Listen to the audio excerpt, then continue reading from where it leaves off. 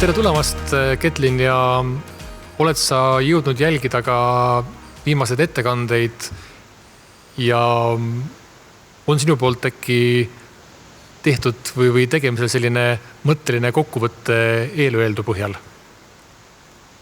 Ja, ma kuulasin väga tähelepanelikult ja väga suure huviga tänast konverentsi algusest lõpuni. Ja minule jättis see hästi selles mõttes positiivse mulje.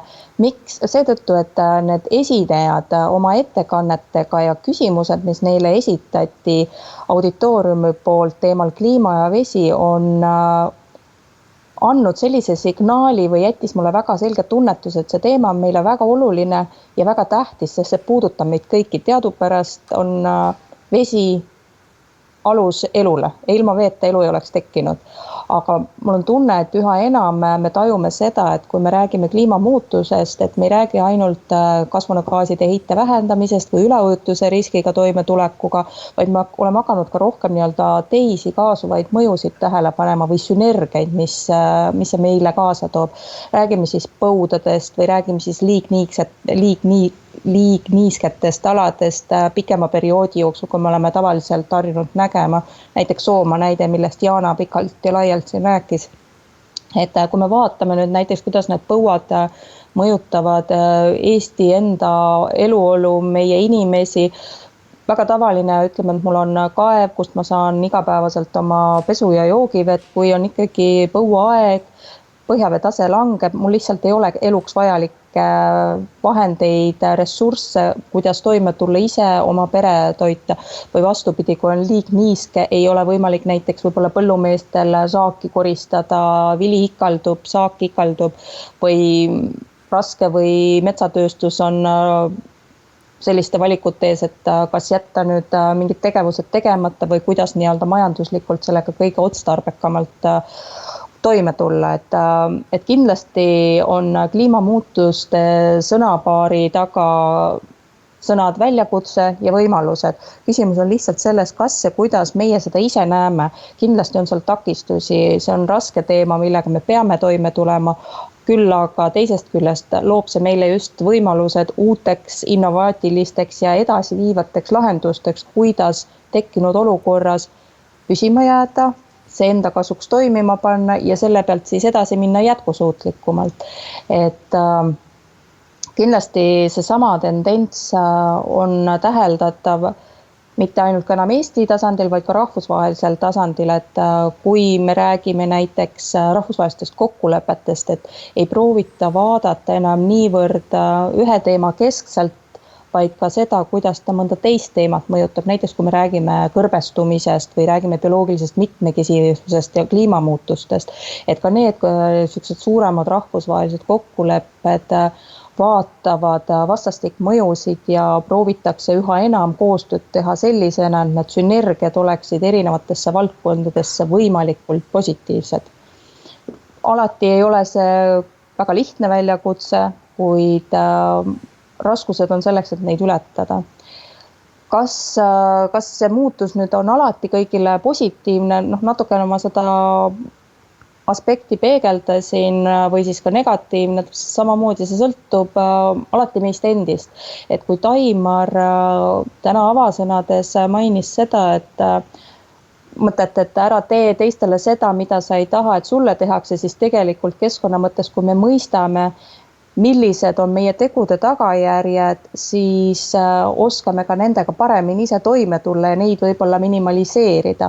Ehk mida rohkem me teame, mida rohkem on meil teadmiste põhiseid otsuseid, on need otsused nutikad, on need otsused targad, need tagavad meile ka tuleviku ja jätkusuutliku tuleviku, et me suudame kõikide erinevate võimalustega toime tulla. Agne siin rääkis maandamiskavade ettevalmistamisest, kolleeg Maris rääkis kohanemise poolega, et see on kõik üks pool, aga teisest poolest võib-olla mida täna nii palju ei mainitud, küll aga diskussioonides käis läbi just hommikupoole Tartu Ülikooli ettekandjate sõnavõttudes on ka see kasvuhoonegaaside heite vähendamine, et kas näiteks heite kontekstis see kliimat mõjutab, jah, saasteained, need kõik mõjutavad ja kuidas ja mismoodi seda nii-öelda veel viia miinimumini, võimalusel isegi kliimaneutraalsuseni.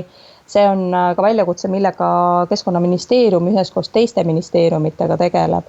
Et Eesti teadupärast on võtnud endale väga suure kasvuhoonegaaside heite vähendamise eesmärgi ja toetab ka samuti Euroopa Liidu ülest kliimaneutraalsuse saavutamise eesmärki. Et need on kindlasti sellised tegevused ja väljakutsed, millega me lähipäevil, lähikuudel, ka tänases eriolukorras peame rinda pistma ja nendega igapäevaselt edasi tegelema.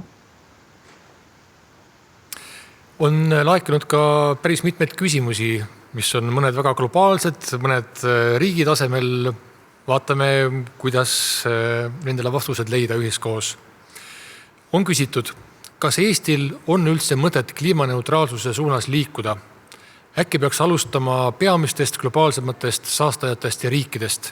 Meie oleme perifeerias ja meie panus globaalses mõistes on tegelikult kaduv väike.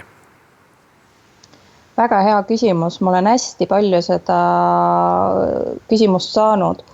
Mina olen sellel seisukohal, et selle probleemiga tegeleda tuleb üheskoos.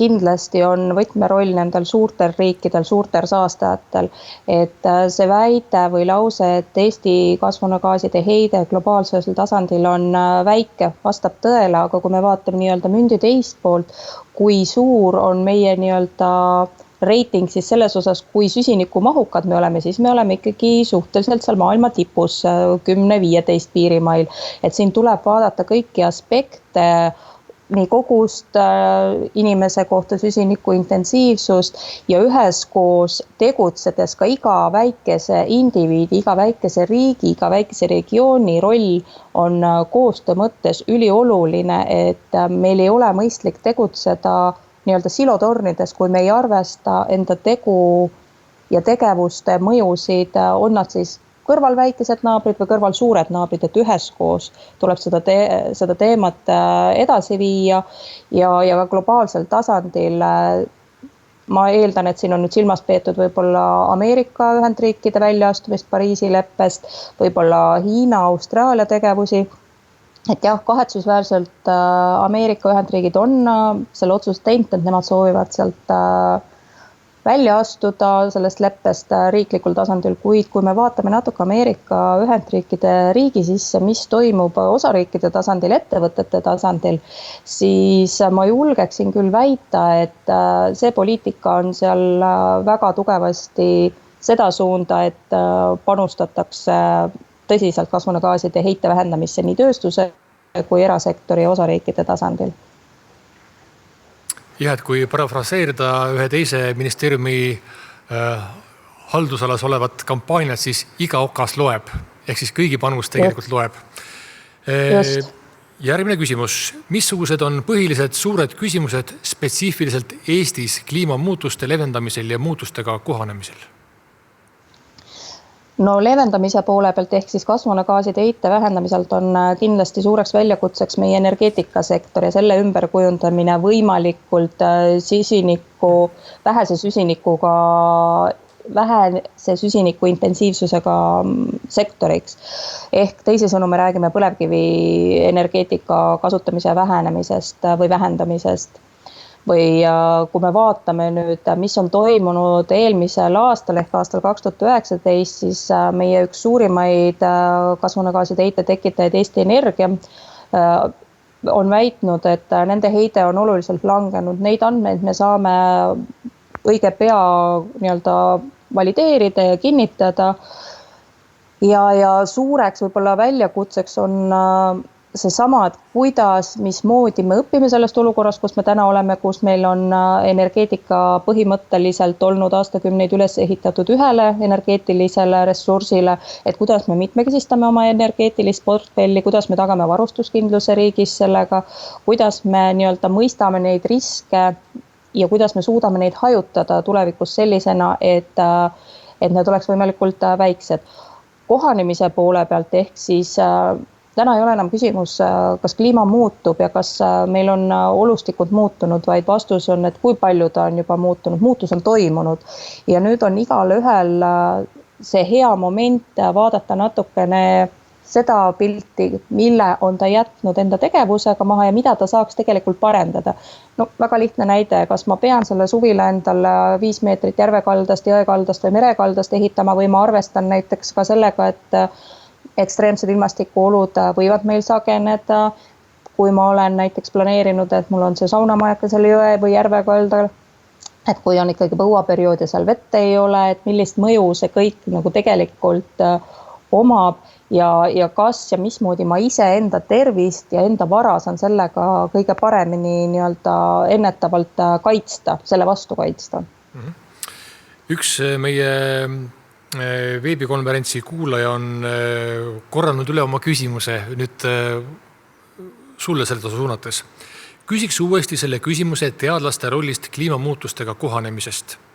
Eelmine ettekandja rääkis pigem ametnikest. Mis roll on kliimaosakonna arvates Eesti teadlastel? Kuidas neid kaasatakse? Kindlasti on teadlastel väga oluline roll. Teadlasi on kaasatud ja on ka plaanis kaasata tulevikus edaspidi.